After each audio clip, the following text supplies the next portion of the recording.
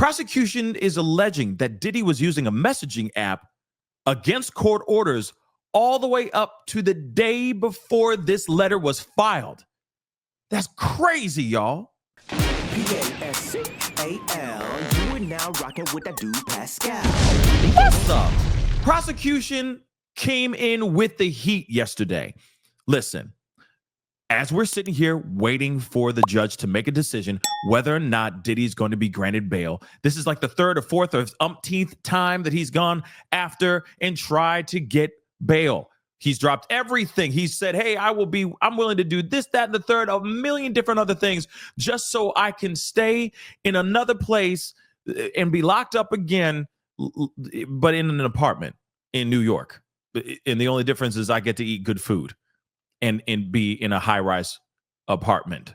Yeah, it makes no sense. But as he's sitting here waiting, yesterday, defense and prosecution filed some letters, basically giving their final arguments on why, well, on the defense, why Diddy should be set free, and prosecution basically saying why he should stay locked up. Now, defense talked about family and First Amendment rights. That's basically what they said in their 8-page letter. But prosecution came in with the heat. They came in with nothing but proof or evidence proving straight without a shadow of a doubt that Diddy has been violating certain court orders and certain rules within the MDC, the facility that he's currently incarcerated in right now as we speak. Now, what's really interesting about this is something that has been said. We talked about this on the main show, on my main channel. Go check it out. I went through this whole doggone thing, both of them in a very big, massive show. So go check that out when you get a chance. But I just wanted to show you a piece of some of this meat and potatoes, if you will, because something about this is just pretty crazy. And the fact that they say this is mind-blowing. And to me, this should be open and shut. Clear as day. Man should be locked up until he gets his chance to fight for his right to party, for freedom. Okay?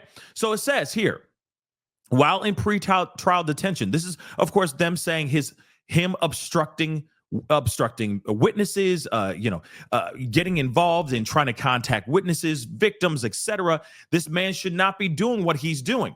But of course, the defense says, oh, this is totally normal. This is what all inmates do. They share each other's accounts and so on and so forth. No, not contact me ASAP messages, not these messaging apps that they're using.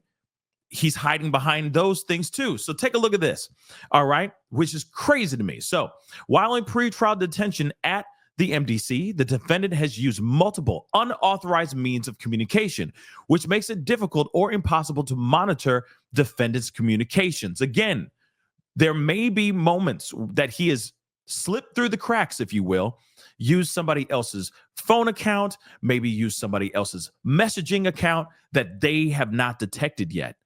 So there could be conversations that has already been had hidden behind somebody else's phone number that the government hasn't even heard yet.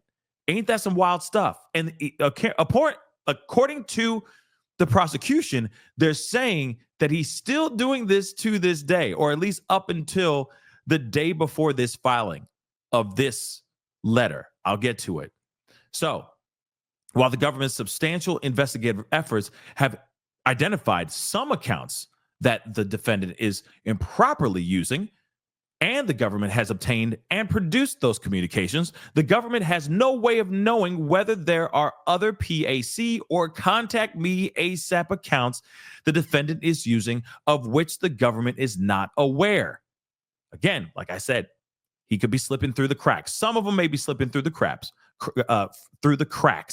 Put simply, when the defendant uses the other inmates' accounts, his communications are very difficult, if not impossible, for BOP and the government to track and monitor.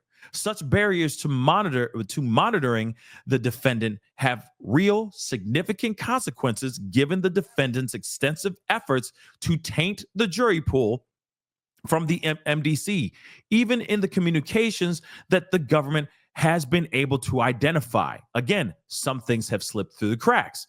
Even after defense counsel represented the defendant that the defendant had stopped using Contact Me ASAP, he has continued to use the Contact Me ASAP account of at least one other inmate, sending messages to a family member as recently as November 24th, 2024. Now, they filed this yesterday, and yesterday was the 25th of November. Yesterday, guys, was the 25th. So the day before they filed this, they found out that he was still contacting people through the Contact Me ASAP, through another person's Contact Me ASAP account. Then on top of that, you got to remember, this is also a piece of information, or this is also a thing that he's not supposed to be doing. Again, says right here, with respect to Contact Me ASAP, he stopped using it November 16th. That's what they said during their hearing on the 22nd, 2 days before. So they said he's not using it anymore. They said this in court. And then 2 days later, the day before they have to file this, and the day before, while the judge is trying to make up his mind on whether to set him free, grant him bail or not, he goes and violates that thing again. You see what I'm saying? This is absolutely crazy. Then they say, while at MDC, the defendant has instructed family members and third parties to contact multiple potential victims and witnesses. The defendant has provided these instructions to others by using unauthorized means of communication, which, as described above, are difficult to monitor and often using coded language. So like I've said before, hey man, I want you to get all the pizza boxes and all the plastics. I need you to get rid of all of the pizza boxes and the plastics. Come on, y'all. So him using all these code words, all this coded language, still using other people's Contact Me ASAP accounts so that he can reach out the family and God knows else who else he's getting in contact with, says a lot to me. Again, guys, I said it earlier. I'm going to say it again. The decision that the judge has to make should be an easy one. If the prosecution can prove without a shadow of a doubt, if they actually have this evidence of him actually using the Contact Me ASAP app, if he's, with him using code words, him using other people's accounts, phone number accounts, etc. in the MDC, to me, this should be an open and shut decision. The man should stay locked up. This man is very dangerous. He has a lot of influence, and he should stay exactly where he be at. Again, his team said he stopped using the Contact Me ASAP app on November 16th, and yet he was still using it all the way up until this letter was filed. That, to me, says a lot. Let's not forget about the writing legal on the notebook later, the phone calls, all the slew of other things the litany of other things that are lined up against Diddy right now. This clearly, to me, should easily be said. He needs to stay locked up.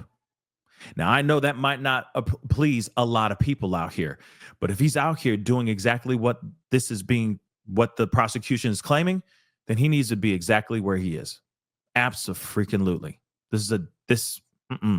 He has a lot of influence, and that influence can end up becoming deadly. Anyway, guys, that's the video. Comment down below. Let me know what your thoughts are. Hit that like button down below. Crush that subscribe button. We'll be talking soon. Be good to yourselves. Be good to one another. Talk to you guys soon. This is the Pascal Show. Bye. Pascal. You are now rocking with that dude Pascal. We be going wild.